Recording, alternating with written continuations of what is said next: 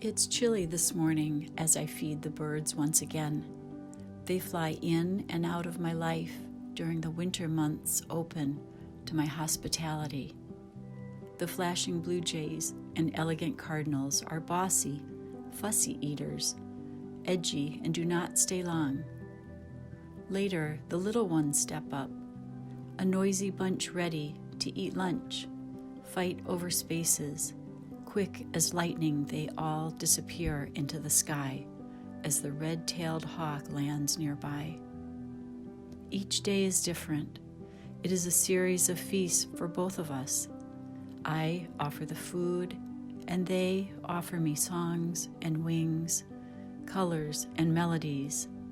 We both have the freedom to come and go.